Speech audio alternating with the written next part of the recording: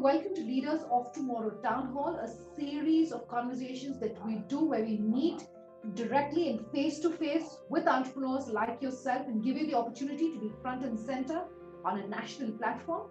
I'm Sunanda Jayaseelan, tonight bringing you highlights and the key takeaways from a town hall that we did in Chandigarh, talking about jump-starting infrastructure and agriculture post the pandemic. My colleague Pooja Jain was in Chandigarh interacting with our panel and interacting with our audience. Listen.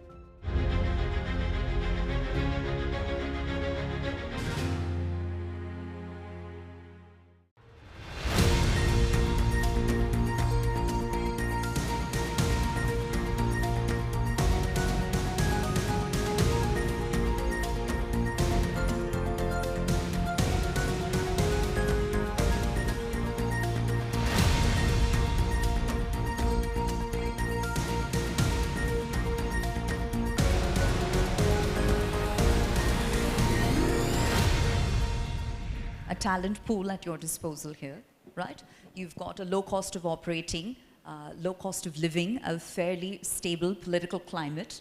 But nonetheless, is Chandigarh victim to a brain drain of sorts? You know, are we losing top talent to neighboring states and neighboring communities? You're bang on when you say that you are losing a lot of talent because of the brain drain. But interestingly, I like to point out here, let's go talk of a city like Bangalore. 20, 30 years back, it was attracting a lot of talent there because of institutions out there. And these are institutions, not very many. In Chandigarh, we have got almost like 30 institutions. And we talk about like institutions like CSIO, MTech, all this forensic institution. There are so many of them in this region. Unfortunately, with all these facilities being there, when the talent comes to this place, they are not able to connect with them. So that is a major issue we're facing, and that is what we are trying to, sort out. That we have a connect between the academia, these institutions, and the industrial sector. So once that happens, I'm pretty sure we will start seeing the same scenario like what we are seeing in Bangalore. That talent is going to come here, they're going to make use of these, they'll have ideas, and in this process, the SPEC is one of the institutions which we have set up. They are looking for, areas where they can put up centers where the co-working can take place. So that's another attraction for the other people to come and work out here. Maybe with the small IT solutions companies, they can work here in this region. So this is what we feel is we are on the right track. And the third thing which I like to say is, when we talk of investment in this place, we have had an issue where all the properties in this industrial areas are leasehold. So now this matter has already been taken by the administration with the MHA, that to convert this into a freehold property. So once that happens, then we'll see a lot of investors coming into the city. Well, if we were to give the conversation, a very tangible feel, Taranjeet, I want to sort of take you back down memory lane. And when you were starting your business, you of course made the conscious decision to do so in Chandigarh. So what were the resources available at your disposal? Whose doors were you able to knock on, and what sort of support did you ultimately receive? See, I just drop shipped to Chandigarh because what I believed in this place was a quality of life, which is evidently even today. And but what was more important to build a startup was three things primarily. You have access to talent with 5 states connecting and north of Delhi, Chandigarh being the place of aspiration. I actually found it very opposite of what people saying that talent is not available. Actually, I found a great talent here, and we built an artificial intelligence company in agriculture out of Chandigarh. Right. Where, it was not possible for us to think that talent is not available. We just had to hone them. And in fact, I usually keep saying that if anyone has sold tea more than, our Honorable Prime Minister, it can't be me, because I have been telling that in half an hour you are having tea in Kasoli. So that thing, that quality of life for, tech entrepreneurs or tech employees was very key. I think that was what happened with Bangalore 25 years back. People went there for a quality of life, and then what it is right now. But that institutional support was the second thing which kind of came to Chandigarh, because right from, talking about an incubator, IIT Ropar, IIT Mandi, so many IITs, close by, IIMs close by. The kind of institutional support, ISB just at the center of it, a lot of them kind of provide, and so many research centers. I mean, Punjab Agriculture University, Punjab University, I liaised with almost all of them, somehow or the other, to, partake with them a notion that, we can build here. And I have seen that in all of these institutions. So I think that was the second thing that kind of, got me here. And the third most important is north of Delhi, Chandigarh is the largest tri-city, right? So almost 6 states, highest GDP per capita. The kind of trade that can happen out of here is immense. So I think all of these three things were something that I believe Chandigarh would have, and that has proven very good for me. And I remind you of a very good quote, "Hone ko to kuch bhi ho sakta hai." Ji. So this is what is Chandigarh. People who have to do it will do it. And I think all entrepreneurs should come here because you don't get that kind of facilities and the quality of life which is needed for a very focused innovation other than Chandigarh. And I truly believe that. I mean, I have lived all over India and in 15 countries, but for me, Chandigarh has been that respite for, very focused growth. So I truly believe the only two things, apart from the three things of technology, talent, and trade, the two things which are, kind of not coming up properly is very clear investors, and the second is institutional support. Both of these institution support, which I mean by government, doing a bit more marketing about this region, we have been very shy. We have not gone and says, hey, it's just below the mountains, let's create the next Shivalik Valley.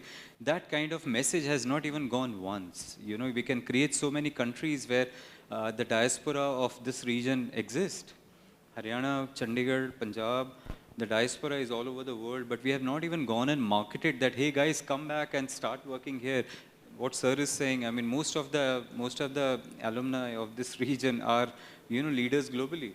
But Right. none of them have come and started, very few of them have, pardon me for the mistake there, but very few have actually come back and, set up a large base here. And that is the opportunity rather than a challenge. Well, Naveen, I'd love you to comment there because I'd also love your thoughts on what more you'd like to see from the government by way of support to either raise awareness or offer more sort of startup and SME friendly initiatives so that businesses can truly flourish. Chandigarh government came out with the IT policy some time back. That was a big boost. But it didn't take off that well the way they planned. So the issue is the careers, jobs we don't have. Right. Like Taran said, I totally agree with him. Talent pool is there. Startups are there. They will fertilize minds. They will start up. I wish they become big employers. So people have jobs also here. So everyone can't become entrepreneurs, although we wish entrepreneurs are there in large numbers. But once they become the big employers, so people will definitely come to Chandigarh, like Gurgaon, maybe Hyderabad, Bangalore. So government has to step in this. Sir, a follow-up question for you there, because you said that not everyone can become entrepreneurs, and Chandigarh is, of course, home to a countless number of family-owned and operated enterprises, multi-generation family-owned and operated businesses. And what we're seeing in the next most recent generation is oftentimes a resistance to join the family business, right? There may be members of our audience that are experiencing something similar. So I'd love for you to share your own personal example there, and I'll come to you next, Rajiv. And what words of wisdom might you have for that budding entrepreneur that wants to pursue an independent path? That's exactly there. It's my own, I can say from my own experience, my son has not joined me. So once they're educated, they find this anybody can do. Like if you're an engineer, MBA, postgrad. So they go to American companies. My son is in Mumbai working for McKinsey, a senior consultant with them. Maybe he comes back and starts on his own after experience, but he never joined me. This is a generation gap. So they want something to do, something on their own. Maybe we differ on our ideas also. So it's good enough. We have accepted that. But I wish they come on the same platform and then take it to a different level. That's also there. There are examples of that also. What are the typical qualification criteria to sort of get your foot in the door? You know, does the business just need to be a concept on paper? Does it typically need to be beyond a proof of concept? Does a business perhaps require a fully baked management team? Does it need to be profitable? You know, at what age and stage in a company's life cycle can it actually receive material support? When we are talking about this, what we can, at what stage you come in, Absolutely. various fields, various industries are there, like what we're talking about pharma here, we're talking about IT out here, we're talking about the health equipment being manufactured here. So we have two organizations like this thing. So the basic, the education qualifications which we are looking forward is in that very segment. Here I'd like to touch upon one more thing. Education is one thing, skilling is another chapter. Now skilling is something we have got to look at. What we are lacking is the skilling part. So where the industry feels that you can't do with the education part of it, we have to have people who are skilled in that very field. So those centers have got to pick up what we have got to focus on skilling of those people. So once that happens, the absorptions into the various segments will be very high. And that's where the opportunities are going to be created. I'm going to slip into a short break. We are back in just a moment.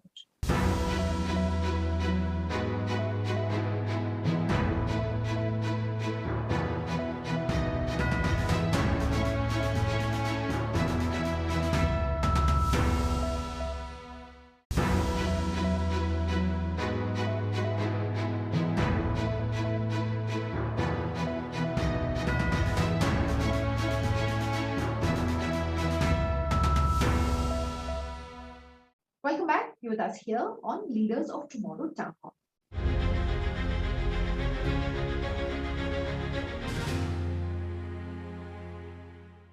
Taranjeet, what's been your approach? You know, given that your business is fairly niche, I can't anticipate that your entire team came in with the prerequisite skills. So were they groomed on the job? And how does skill ultimately transform and translate into scale?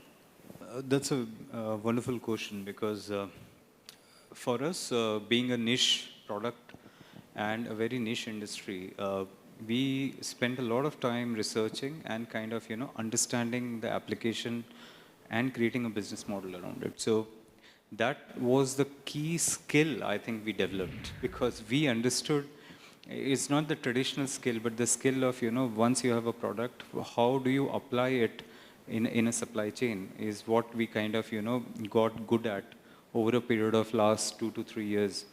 Once that has happened, it's all about, scaling from here. And I think that's what now very skillful, I would say, professionals who have scaled very large organizations to the tune of $1 billion are joining AGnext with the sole objective that these models now needs to be taken to N. Within no time, we have gotten expanded into opening up in Vietnam. We opened up in UAE. And I think the kind of demand that we are envisaging because of India becoming a kind of a food, supply aspirant, the kind of role that we will play and expand, I think I look to be in 20 countries in another year. So I think now managing that skill that we had learned running around and understanding where this kind of solution fits is now put in a roster and given to very skillful people who are the masters of scale. So I think a lot of drudgery work was done already, which was now then will be taken by professionals who are the masters of this. Well, Naveen, one of the surprising statistics about Chandigarh is that I think 97% of the population are considered urban, with fewer than 3% rural. So there's clearly a demographic dividend here that, the city and its economy can capitalize on. Do you believe that this is a well-known enough fact, however? Because this certainly took me by surprise.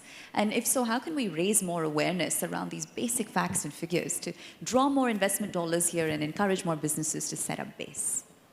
Yeah, that of course, Pooja, because as I told you, we are just 100 square kilometers. So Right. we don't have any rural areas except for a few villages which would amount to 3%. Even in terms of literacy rate, for example, it's incredibly high. So you have a very high literacy rate, you have an incredibly hard-working labor force, and yet somehow, it's not taking center stage. We have migratory labor. We don't have labor because literacy rate is so high. So Right. domestic helps, labor workforce is all from the UP, Bihar. Outside the region. Yeah, outside.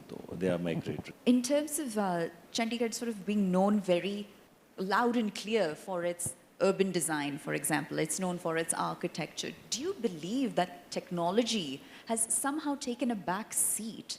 Or do you believe that the city is at no disadvantage when compared to its counterparts? Known as a pensioner's paradise, for example. Somewhat. Babu. Right, right. Chandigarh was known as Hariyan Chadiyan and Chittiyan Dadiyan. We had greenery and the retired people here. Right. So it's not like that because now education centers have come up. So a lot of people are there, educated people are there. So it's no more a paradise for oldies. In fact, we have to see some government has to step in and attract the pool right here. They don't have to go to Canada or US or maybe somewhere out. So that government has to step in and see because everything is there. Infrastructure, such a lovely infrastructure we have. So we don't have jobs, but so it's a showcase, just a showcase. We don't have a warehouse. So centers are there, incubation center is there, but where do you absorb them? Right. So plan a big IT park, plan a big, some parks there we have to plan. And otherwise, thanks to people like Taran, so entrepreneurs will come. And what I feel, Ukraine-Russia war is a blessing in disguise for Indian agriculture export now. All right, sir. Well, Rajiv, coming to you now, all right. I think Naveen sir has mentioned some of the macro developments and the geopolitical situation that obviously has an impact on this city, right? But at a more micro level, okay, if you were to kind of characterize the business environment and the business climate and the investment climate, how would you do so? And do you believe that now is the right time to put investment dollars in this city? Or are the best years yet to come? Or have we perhaps reached a saturation point? Where do you stand on that scale? Okay, I will address. See, this city also has one aspect what we call the heritage city. So that still sticks to the city's growth. When you're talking about technology coming in, we have people coming out that this will disturb the heritage. So let's not do this. Let's not do that. Whatever, in fact, changes they want to do, technology coming into picture, those are being rejected, by a certain group of people. And unfortunately, that is where the growth doesn't happen, in the city. And again, coming back to the same point again, with good education centers out here, and no skilling taking place, people will go out. The students will not stay back. So that is what we have to really work on. The technology centers are there where they have to be brought in. Again, the skilling has to be done for them. And believe me, when we talk about industries, we have a lot of food processing is another one. And our food processing is entirely based on the agriculture. So why not have institutions on that subject and then absorb them here itself. And that they will never go out. And once we have this in the greater city, we will rope in areas like Baddi in Himachal Pradesh.